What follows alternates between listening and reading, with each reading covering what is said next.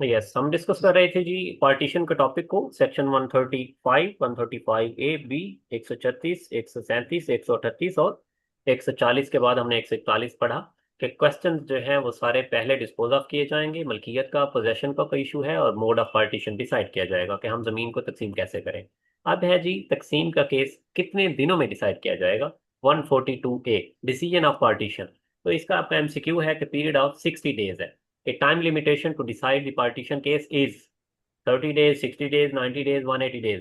तो 60 days important है और इसको आपने अच्छी तरह याद करना है। ये आपका बहुत इंपॉर्टेंट एमसीक्यू है 142A का। और एक नोटिस का याद रखें जी, 137 में आ जाए। वहां पे था कि not later than 7 days a notice for application will. Option one, 5 days, 7 days, 10 days, 15 days. तो करेक्ट ऑप्शन है 7 डेज। तो ये भी आपने याद रखना है। अब हम पढ़ते हैं 142A को। The revenue officer shall decide the case of partition and issue the order within a 60 days. ये clear. The date of application for partition, कि जिस दिन दरखास्त आई तकसीम की उस दिन से फर्दर 60 दिन के अंदर, 2 महीनों के अंदर डिसाइड करेगा। और from the date of sanctioning of mutation of inheritance, कि अगर विरासत का इशू था तो विरासत के इंतकाल के 60 दिन बाद वो डिसाइड करेगा, 60 दिन के अंदर अंदर डिसाइड करेगा उस केस को। और from the date of submission of partition privately effected, या कुछ लोग आपस में एग्री होके आए थे तो उसका एग्रीमेंट को भी 60 दिन के अंदर इफेक्ट देगा, उसको ऑर्डर बना देगा। Subsection 2, for the purpose of deciding the case of partition under subsection 2 of section 137, any party seeking adjournment shall pay such cost as may be prescribed, and such adjournment shall not be for more than 3 days। अब इसमें कहते हैं कि अगर किसी पे party को notice किया गया, वो आ गए लेकिन वो पेशी लेना चाहते हैं, तो फिर उसे उसकी जो है कॉस्ट देनी होगी। यानी कॉस्ट डाली जाएगी, उसको जुर्माना डाला जाएगा। और पेशी कितने दिनों की दी जाएगी? 3 दिन की। 3 दिन से ज्यादा पेशी नहीं दी जाएगी। Subsection 3, any part involved in partition shall be kept in point common to among जो है just the वो part। क्लियर करिएगा दोबारा ना। जी प्लीज। पॉइंट टू जो है वो क्लियर करिएगा दोबारा। अच्छा, मैं दोबारा पढ़ देता हूँ। For the purpose of deciding the case of partition, कि जब पार्टीशन का केस चल रहा है और उसको डिसाइड करना है, अंडर सबसेक्शन 2 ऑफ सेक्शन 137, कि एक 137 पे चले जाते हैं हम वापस दोबारा, कि ताकि वो क्लियर हो जाए। 137 का ये क्वेश्चन था। सबसेक्शन 2 वो कह रहे हैं कि कुछ पार्टीज को ऑल मोड्स ऑफ सर्विस एक ही टाइम नोटिस किया गया और एक ही टाइम बुलाया गया, प्रोक्लेमेशन की गई और स्केड्यूल भी भेजा गया कि पार्टीशन हम इस तरह करेंगे। और जब स्केजुअल में वो डेट फिक्स थी डिसीजन के लिए कि इस दिन हम डिसाइड करेंगे, तो फिर अगर कोई पार्टी डिसीजन वाले दिन आ जाती है, सबसेक्शन 2 में अब आ जाए 142A के सबसेक्शन 2 में, कि 137 सबसेक्शन 2 के तहत वो पार्टी आ गई और उसने आके एडजर्नमेंट मांगी, शेल पे सच कॉस्ट। तो कॉस्ट पे करेगा एज में बी प्रेस्क्राइब, जो भी रेवेन्यू ऑफिसर डिटरमिन करेगा वो कॉस्ट, जुर्माना उसको डालेगा। And such adjournment shall not be more for shall not be for more than 3 days. 3 दिन से ज्यादा उसे एडजर्नमेंट नहीं दी जाएगी, पेशी नहीं दी जाएगी। 3 दिन की पेशी दी जाएगी। क्लियर है जी? क्लियर है sir, thank you. Okay. Subsection 3 में ये बात कह रहे हैं कि any path involve in partition shall be kept in common amongst the parties as separate holding. कि वो कहते हैं कि जो रास्ता होगा लोगों का वो डिवाइड नहीं किया जाना, चाहे वो उस खेवट में अंदर कोई रास्ता पड़ा है तो वो रास्ता कॉमन रहेगा। Subsection 4, the revenue officer shall also determine the maximum profit of the excess land held by joint owner or occupant beyond his title since the date of filing of application of partition, and the amount shall be proportionately paid to the deficient landowner on their application to revenue officer। Subsection 4 में कहते हैं कि अगर कोई बंदा गैर कानूनी तौर पर काबिज था किसी जमीन पे, वो मालिक नहीं था लेकिन काबिज था, तो फिर रेवेन्यू ऑफिसर जब डिसाइड करेगा पार्टीशन का केस, तो वो उसको मैज़ने प्रॉफिट यानी वो जमीन पे गैर कानूनी काबिज रहने का जुर्माना डालेगा उसको। और वो जुर्माना दरखास्त जिस दिन तकसीम की दरखास्त दी गई उस दिन से फर्दर आगे फिर उस डेट से लागू होगा। और किसको दिया जाएगा वो जुर्माना? डेफिशिएंट लैंड ओनर, जिसकी जमीन कम थी, उसको वो जुर्माना दे दिया जाएगा ताकि उसको कंपनसेशन हो जाए। Subsection 5, if revenue officer is unable to decide the case of partition within the time provided under subsection 1, the case shall stand transferred to collector of subdivision। अगर वो केस रेवेन्यू ऑफिसर यानी तहसीलदार, नायब tehsildar within prescribe time decide नहीं करता, तो वो case assistant commissioner को automatically transfer हो जाएगा, कलेक्टर ऑफ सब डिवीजन। उस तहसील का जो कलेक्टर सब डिवीजन होता है, सब डिवीजन में यानी तहसील में जो कलेक्टर है वो एसी है, असिस्टेंट कमिश्नर है, उसको ट्रांसफर हो जाएगा। Subsection 6, the collector of subdivision shall determine the responsibility for delay under subsection 2 and recommend disciplinary proceeding against the revenue officer concerned, deciding the case within 30 days, and such proceeding shall be in continuation of the proceeding of revenue officer. Subsection 6 में है कि जब 60 दिन के अंदर revenue officer ने decide नहीं किया, केस ट्रांसफर समझा जाएगा, एसी के पास चला जाएगा, असिस्टेंट कमिश्नर उस तहसीलदार के खिलाफ डिसिप्लिनरी एक्शन करवाएगा, डिसिप्लिनरी प्रोसीडिंग यानी इंक्वायरी करवाएगा कि ये तुमने जुर्म किया है, 60 दिन के अंदर क्यों नहीं डिसाइड किया केस, और फिर 30 दिन के अंदर खुद केस को डिसाइड करेगा और उसके खिलाफ कार्रवाई कराएगा। 143, 142 में कोई क्वेश्चन हो तो बताइए जी।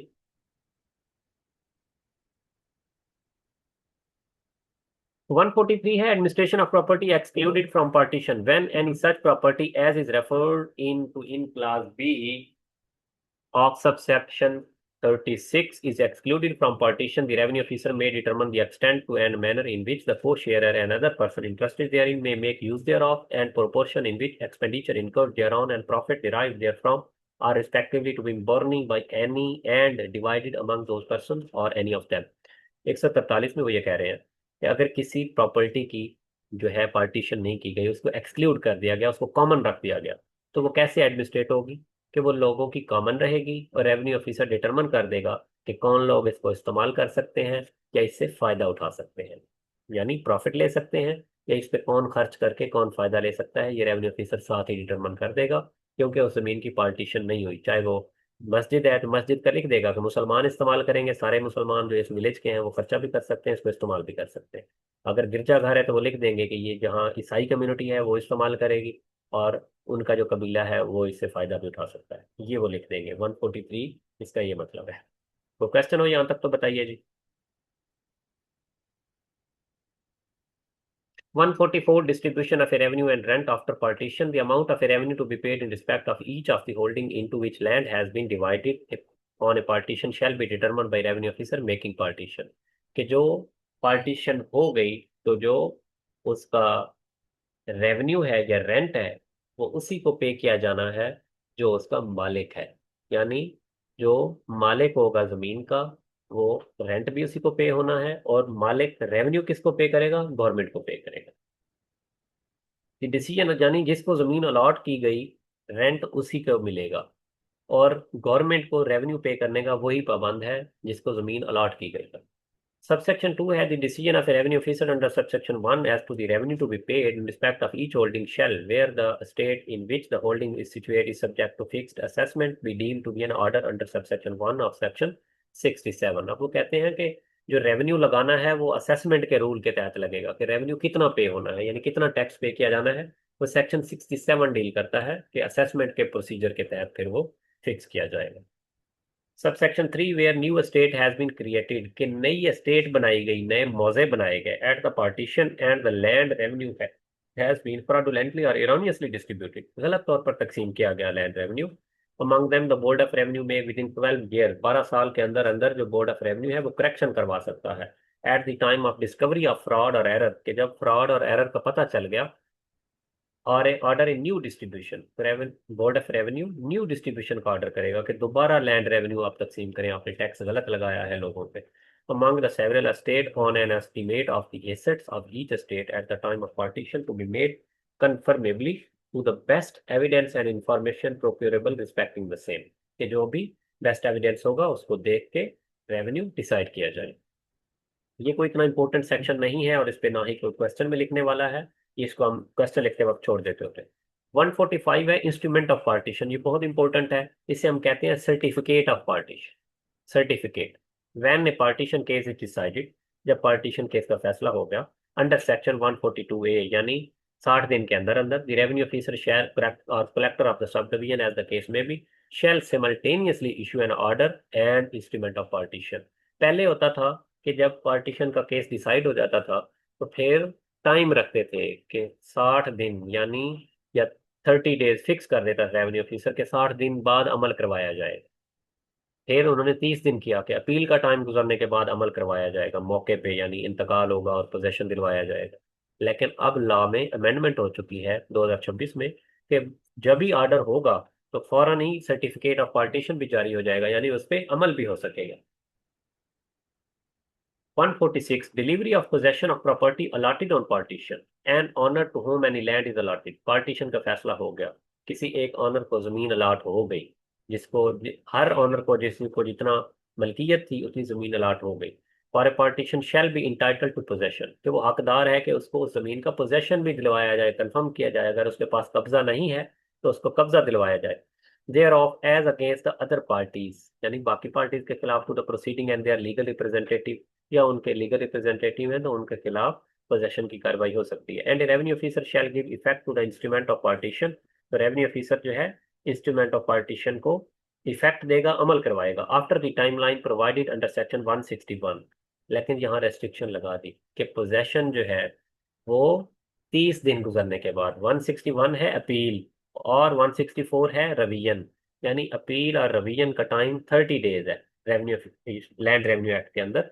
तो अब इसमें कहते हैं कि after the time line provided, यानी 161 और 164 में चूंकि 30 डेज है तो 30 दिन के बाद कब्जा दिलवाया जाएगा। पहले होता था कि फिक्स टाइम था कि 60 दिन या 2 महीने 3 महीने में फिक्स कर देता रेवेन्यू ऑफिसर, उसकी मर्जी होती थी। अब मर्जी नहीं है, अब 30 डेज के बाद उसने कब्जा दिलवाना है।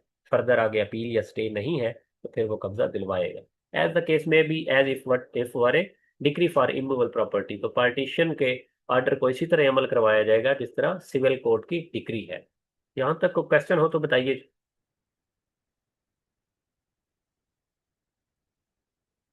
Subsection 2, the measure profit of the excess land held by joint owner or occupant beyond his title as determined under subsection 1, कि अगर एक बंदे के पास टाइटल नहीं था, मलकियत नहीं थी, लेकिन वो गैर कानूनी काबिज था, तो फिर उसके साथ क्या होना है।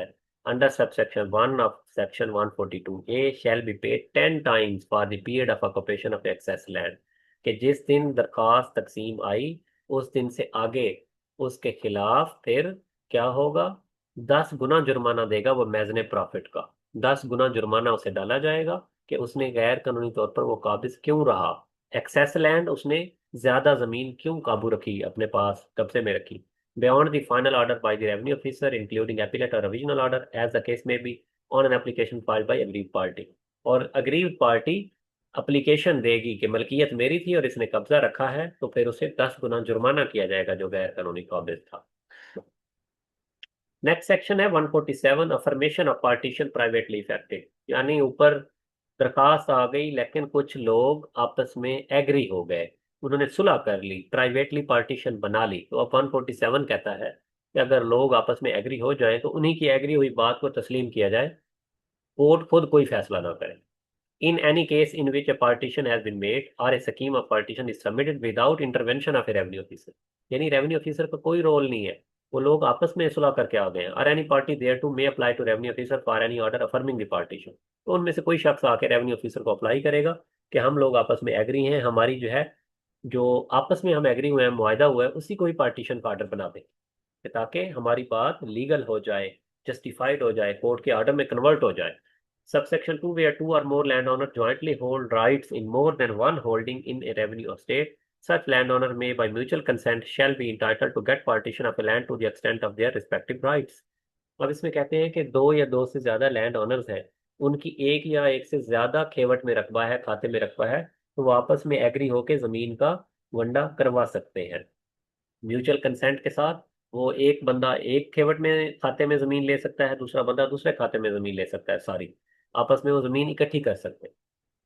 Subsection 3, on receiving of the application under subsection 1 or 2, the revenue officer shall inquire into the case, and if he finds that partition has in fact had been made, he may make the order affirming it and proceed under section 143 and 144, 145, 146, or any of those sections or the circumstances may require, in the same manner as if the partition has been made on an application to himself under this chapter। कि revenue officer के पास जब private partition की scheme आ गई तो वो उसी तरह वो ऑर्डर बनाएगा, और ऑर्डर उसी तरह बनाएगा जिस तरह उसने पार्टीशन की कार्रवाई की है, यानी सारे जो कानूनी कार्रवाई है वो पूरी करेगा।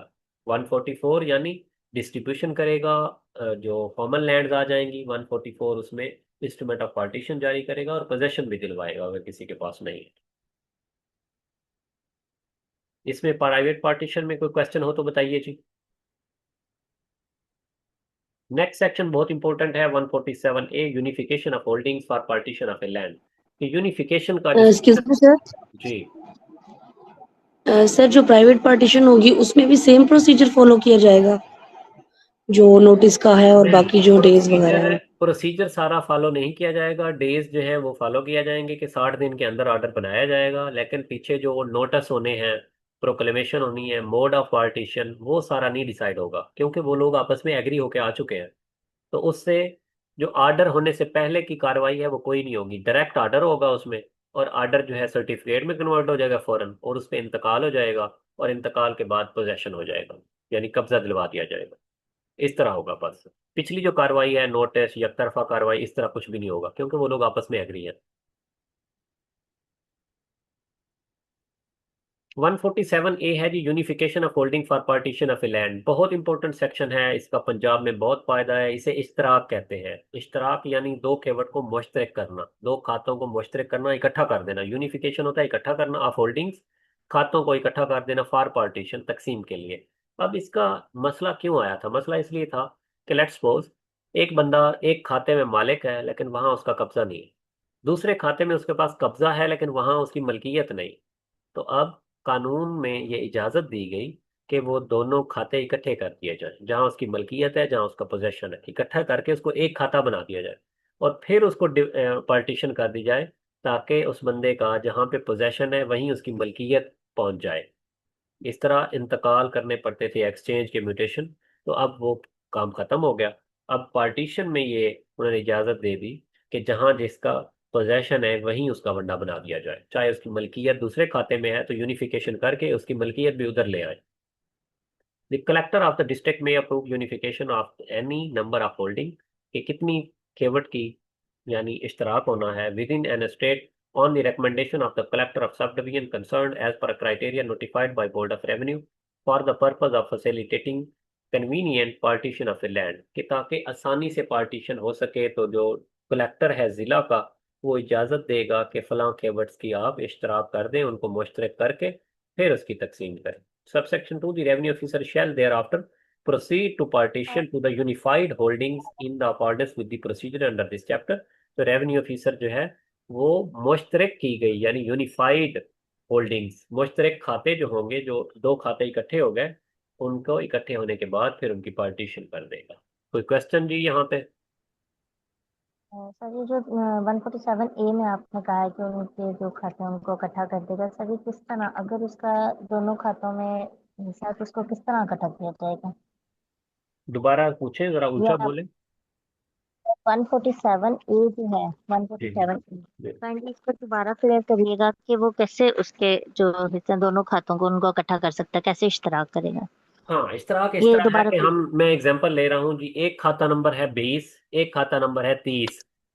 अब एक बंदा, लेट्स सपोज उसका नाम है मोहम्मद अली। मोहम्मद अली का जो मलकियत है, उसके नाम जो इंतकाल है, वो खाता नंबर 20 में है, लेकिन मोहम्मद अली का पोजेशन नहीं है खाता नंबर 20 में, उसका पोजेशन है खाता नंबर 30 में। वो पुराना ही यानी इंतकाल उधर था, उसने कब्जा खाता नंबर 30 में रखा हुआ है। उसे भी नहीं पता था कि मेरी मलकियत उधर है, मेरा कब्जा इधर है। जब तकसीम होगी तो जिस बंदे के नाम जमीन होगी तो उस खाते में से वंडा उसे ही अलॉट किया जाएगा। लेकिन अब इस तरह मसले थे, कुछ लोगों ने घर बना लिए, लैंड को इम्प्रूव कर लिया, तो गवर्नमेंट ने इसी वजह से ये 2026 में सेक्शन ऐड किया है, इजाजत दी है कि जहां पे मोहम्मद अली का कब्जा है खेवर नंबर 30 में, कब्जा वकी 30 में है, मलकियत खेवर नंबर 20 में है, तो उन्होंने कहा ये 20 और 30 को यूनिफाई कर दें, इकट्ठा कर दें, यानी इसकी जमीन को इकट्ठा करके एक होल्डिंग डिक्लेयर कर दें कि एक खाता है, उसको नया नाम वो दे देते हैं खाता नंबर 25 का। एक खाता नंबर 25 है। अब उसका कब्जा भी उसी होल्डिंग में आ गया, खाते में आ गया, और मलकियत भी उसी खाते में आ गई, क्योंकि पहले जो था होल्डिंग के बाहर तकसीम नहीं होती थी, खाते के अंदर ही तकसीम होती थी। अब खाते के अंदर तकसीम हो तो मिस्टर मोहम्मद अली का तो नाजायज काबिज है सारा 20 एकड़ पे, अगर उसका 20 एकड़ कब्जा है।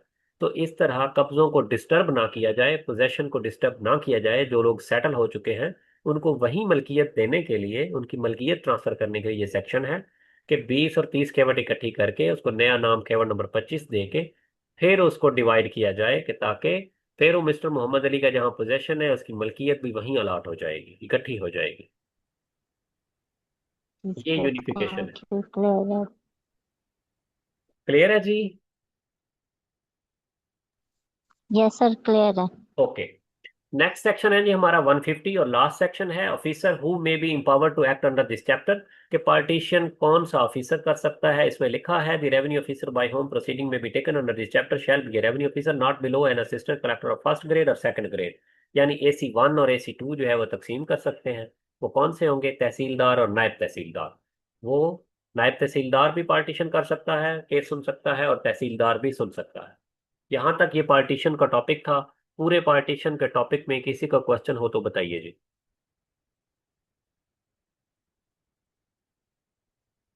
किसी को कोई मिसअंडरस्टैंडिंग हो, कोई क्वेश्चन पूछना हो तो वो पूछ ले जी।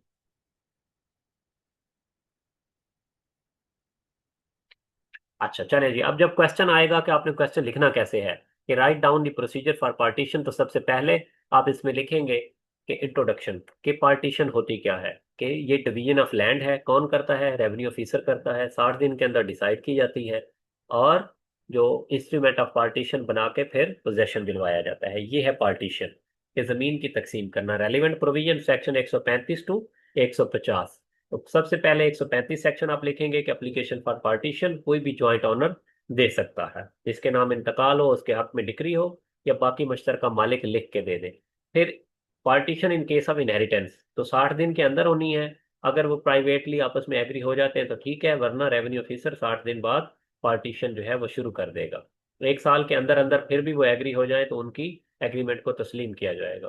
तो स्केजुअल फॉर पार्टीशन है कि तहसीलदार जो है वो स्केजुअल बनाएगा पार्टीशन का, कलेक्टर से इजाजत लेगा उसकी कि मैं फलां खेवट की तकसीम फलां दिन करूंगा, तो वो खुद से खेवट की तकसीम करेगा। 136 में था रेस्ट्रिक्शंस, कि कौन सी जमीनों की तकसीम नहीं हो सकती। आप इस तरह ही लिखेंगे, रेस्ट्रिक्शन एंड लिमिटेशन और पार्टीशन। सेक्शन चाहे ना लिखें, रेलिवेंट प्रोविजन में जरूर लिखें, नीचे चाहे लिख दें, याद है तो अच्छी तरह तो फिर लिख दें, अदरवाइज फिर ना लिखें, गलत ना लिख दें।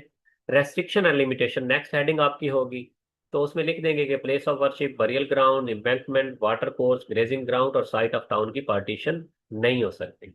137 में notice of application next heading आपकी होगी नोटिस की, कि 7 दिन का नोटिस दिया जाएगा और सारे को शेयर को बुलाया जाएगा, और इंटरेस्टेड पर्सन जो होंगे उनको भी नोटिस किया जाएगा। और सब सेक्शन 2 में जो लिखी है बात, ये भी जरूर लिखेंगे कि all modes of service use किए जाएंगे, और प्रोक्लेमेशन होगी यानी इश्तिहार भी दिया जाएगा। और जो स्केड्यूल है कि किस तरह 60 दिन के अंदर हमने पार्टीशन के केस को डिसाइड करना है, वो भी साथ भेजा जाएगा नोटिस के। अगली हेडिंग आपकी होगी addition of parties to application, कि जब पार्टीज अपीयर हो जाएंगी, जो पार्टी अपना वंडा करवाना चाहती है तो उसको एज ए एप्लीकांट यूज, यानी उसका नाम ऐड कर लिया जाएगा, चाहे उससे आपने पहले दरखास्त नहीं दी थी, वो रिस्पेंडेंट में उसका नाम था, लेकिन जब वो आके कहता है कि मैं भी तकसीम करवाना चाहता हूं जमीन की, तो उसे एज ए एप्लीकांट कंसीडर किया जाएगा। 140 अगला आप हेडिंग देंगे procedure on admission of application, के जब एप्लीकेशन एडमिट हो जाएगी तो क्वेश्चन ऑफ टाइटल और मोड ऑफ पार्टीशन डिसाइड किया जाएगा। अगली आप हेडिंग देंगे क्वेश्चन ऑफ टाइटल और पोजेशन इन होल्डिंग, कि जब प्रोसीडिंग स्टार्ट होंगी तो टाइटल और पोजेशन के जो क्वेश्चन है after inquiry revenue officer decide करेगा खुद। और फिर अगली हेडिंग देंगे डिस्पोजल ऑफ अदर क्वेश्चंस, कि जो मोड और या कोई टाइटल डिसाइड करना है वो आफ्टर इंक्वायरी डिसाइड किया जाएगा, और क्वेश्चन पे रीजन के साथ ऑर्डर लिखा जाएगा। 142A में आप लिखेंगे decision of partition of cases, कि टाइम लिमिट कितना है, तो उसमें 60 डेज का लिखेंगे। 60 डेज में अगर डिसाइड नहीं करेगा रेवेन्यू ऑफिसर तो जो सब डिवीजन का कलेक्टर है उसके पास चली जाएगी फाइल, और वो 30 दिन के अंदर उसको डिसाइड करेगा, और तहसीलदार के खिलाफ वो डिसिप्लिनरी एक्शन करेगा कि 60 दिन में उसने क्यों नहीं डिसाइड किया। अगली आप हेडिंग देंगे administration of property excluded from partition, तो वो कहेंगे कि मुश्तरका ही रहेगी, इसको ना भी लिखें तो कोई मसला नहीं है। 143 और 144 इसमें पार्टीशन के प्रोसीजर में नहीं आते। नेक्स्ट आपकी हेडिंग होगी इंस्ट्रूमेंट ऑफ पार्टीशन, कि इंस्ट्रूमेंट ऑफ पार्टीशन जब भी डिसीजन होगा तो फॉरन इंस्ट्रूमेंट यानी सर्टिफिकेट बनाया जाएगा पार्टीशन का, कि ये पार्टीशन हो चुकी है, सर्टिफाइड एक कॉपी दी जाएगी। अगली हेडिंग होगी आपकी delivery of possession of property allotted on partition, तो पार्टीशन में जब जमीन किसी को अलॉट हो जाएगी तो अपील का टाइम गुजरने के बाद, time line provided under section 141 और 144 अपील का टाइम है, कि अपील और रिवीजन का टाइम गुजरने के बाद फिर पोजेशन दिलवा दिया जाएगा। और जो बंदा जो है एक्सेस ऑफ लैंड में था, जिसके पास ज्यादा जमीन पे वो काबिज था, मालिक नहीं था, तो वो 10 गुना जुर्माना पे करेगा। किसको? जिसको पास जमीन नहीं थी, जिसकी जमीन पे उसने कब्जा किया हुआ था। अगली हेडिंग आप देंगे affirmation of partition privately effective, कि लोग जो आपस में प्राइवेटली तकसीम कर चुके हैं तो वो उसको रेवेन्यू ऑफिसर एक्सेप्ट करेगा, उसी तरह ही उनका बंडा बना देगा। अगली हेडिंग आप देंगे unification of holding for partition, कि जो कलेक्टर ऑफ द डिस्ट्रिक्ट है वो इजाजत देगा यूनिफिकेशन की, कि कितनी नंबर ऑफ होल्डिंग की यूनिफिकेशन हो सकती है, इश्तराक हो सकता है। और रेवेन्यू ऑफिसर फिर यूनिफाइड होल्डिंग की वो तकसीम करेगा। और तकसीम के लिए कौन ऑफिसर है? Officer who may be empowered to act under this chapter, assistant collector of first grade and second grade. और नीचे आप लिख देंगे कंक्लूजन, कि एक दरखास्त तकसीम आएगी और इनहेरिटेंस का केस है तो रेवेन्यू ऑफिसर खुद से तकसीम करेगा। और कुछ जमीनें ऐसी हैं जिनकी तकसीम नहीं हो सकती, और इंस्ट्रूमेंट ऑफ पार्टीशन जारी करने के बाद पोजेशन दिलवाएगा। और ये assistant collector first grade and second grade की पावर है। यहाँ तक कोई क्वेश्चन हो तो बताइए जी। टोटल अब सर ये जो सेक्शंस हैं इनके जो पॉइंट्स हैं मतलब ए जी। बी सी, अगर कोई इस तरह पॉइंट्स आ रहे हैं और अगर हम उनमें से मतलब कुछ भूल जाएं या कुछ वो कर दें, या इस तरह पॉइंट्स में ही लिखना जरूरी है? नहीं, मतलब एग्जैक्ट अगर हमें पॉइंट्स एक में चाहे पैराग्राफ ना लिखें, में जो लेकिन लेट्स सपोज जिस तरह यूनिफिकेशन है उसमें ये जरूर लिखें कि collector of the district may approve, यानी अप्रूव करेगा यूनिफिकेशन को, कि कितनी नंबर ऑफ होल्डिंग की जो है वो यूनिफिकेशन होगी on recommendation of the collector of sub division. और रेवेन्यू ऑफिसर जो है यूनिफाइड होल्डिंग की पार्टीशन करेगा। कंसेप्ट इसमें ठीक लिखा होना चाहिए, और वर्डिंग भी लॉ की होनी चाहिए जो लॉ में लिखी हुई है। Okay sir, thank you. ये नहीं लिख दें कि will add the two holdings, इस तरह नहीं लिखना, यूनिफिकेशन का वर्ड ही यूज करना है आपने। तो कुछ तोड़ के लिख सकते हैं आप, जरूरी नहीं है कि जिससे कि 5 या 7 सबसेक्शन हैं, जिस तरह 142A के काफी सारे सबसेक्शन हैं, तो आप इसमें 6 days टाइम लिख सकते हैं। और ये नीचे जो बात है कि डिसिप्लिनरी एक्शन वाली, वो आप जरूर लिखेंगे। Okay sir, thank you. और कोई क्वेश्चन जी? अब इसमें हमने जो MCQ 2-3 बनते थे वो भी देखे हैं, लॉन्ग क्वेश्चन भी देखा है, और इसको जितना डिस्कस हो सकता था शॉर्ट टाइम में वो हमने डिस्कस भी किया है। और क्वेश्चन जिस तरह लिखना है वो भी आप लोगों को बताया है कि लॉन्ग क्वेश्चन आप किस तरह इसको अटेम्प्ट करेंगे। और इसकी अब आप बनाएंगे असाइनमेंट, जो लोग ज्वाइन करेंगे वो असाइनमेंट इसकी लाजमी बनाएंगे पार्टीशन के टॉपिक की, फिर उसको हम चेक करेंगे इंशाल्लाह। और जो उसमें गलतियां या इंप्रूवमेंट होगी वो उसमें हम जरूर बता देंगे इसमें। Any question? क्योंकि फिर हम क्लास को एंड करने लगे हैं, जो आप लोगों की कोई क्वेश्चन हो तो बता सकते हैं। सर जो हम असाइनमेंट बनाएंगे वो हम जब रेगुलर क्लासेस स्टार्ट होंगी तब सबमिट अच्छा करेंगे? सर बोलिए इसमें जी। मुझे एक इशू आ रहा है। पूछा बोल जी, सुल्तान साहब बताइए। सर इसमें ये है कि मेरे पास माजरत है ना, ओल्ड रेवेन्यू की ये अपना एक्ट था। तो सर ये अमेंडेड मुझे कोई थोड़ा सा गाइड इजी कर हो दें, जाए, ये इजी हो जाए अमेंडेड सारा मिल आपको, जाएगा जो मुझे जब आप ऑनलाइन ग्रुप पे, पीडीएफ में? मैं बताता हूँ, जब आप ग्रुप में ऐड हो जाएंगे तो आपको मैं सारा मटेरियल जो है प्रोवाइड करूंगा। सर बहुत शुक्रिया सर, हाँ थैंक जी, यू। अमेंडेड आ जाएगा आपके पास इंशाल्लाह। सर थैंक यू, थैंक जी, और कौन बोल रहा था जी, बताइए।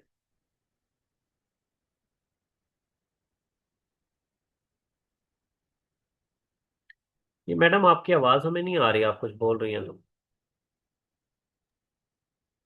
सर मेरा क्वेश्चन ये था कि अगर जब हमारी रेगुलर क्लासेस होंगी तभी हमें असाइनमेंट सबमिट करवाना है? थोड़ा ऊंचा बोलें, आवाज नहीं आ रही।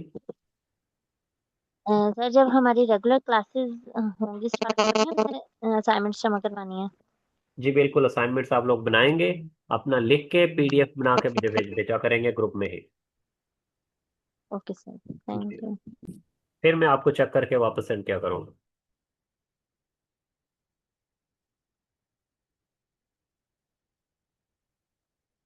नेक्स्ट कोई जी? चलें जी, thank you so much dear aspirants, take care and अल्लाह हाफिज।